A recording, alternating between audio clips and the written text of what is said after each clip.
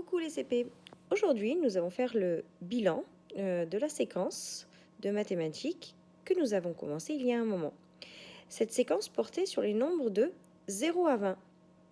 Je te demande d'ouvrir ton fichier à la page 90. Tu y es? Regardons ce que nous dit Alice.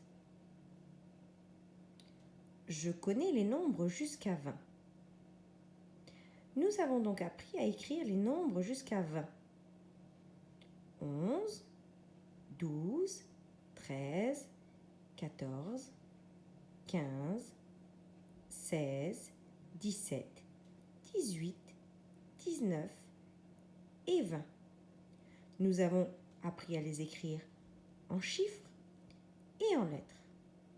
Tu te souviens de ce que nous avons dit des nombres 11, 12, 13, 14, 15 et 16?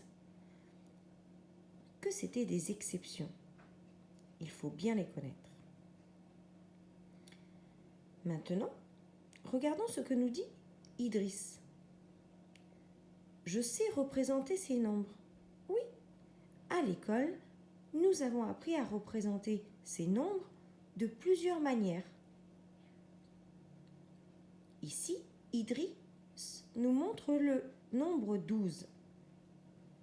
Nous avons utilisé des cubes, tu te souviens? Là, il y a 10 cubes d'une même couleur et 2 cubes d'une autre couleur, ce qui fait un train de 12 cubes. Nous avons également dit que nous pouvions utiliser la boîte de 10.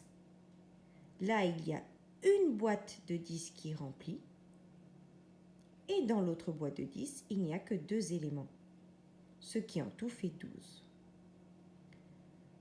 Nous avons également dit que nous pouvions représenter 12 sur la bande numérique. Il faut également que tu puisses connaître le nombre d'avant et le nombre d'après.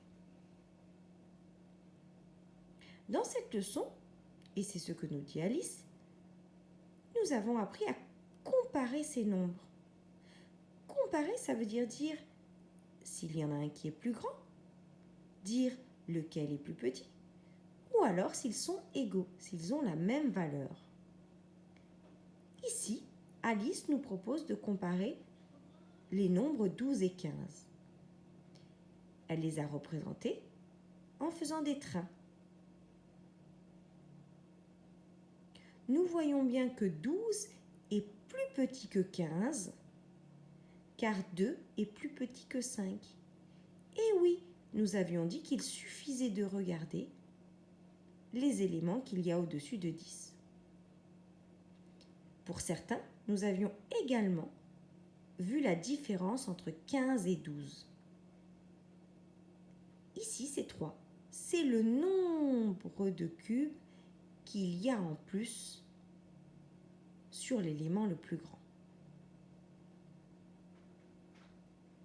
Pour terminer, nous avions appris à ordonner les nombres, c'est-à-dire à les ranger.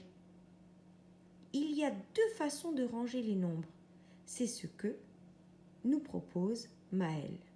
Il nous propose de ranger le nombre 14, 11 et 18.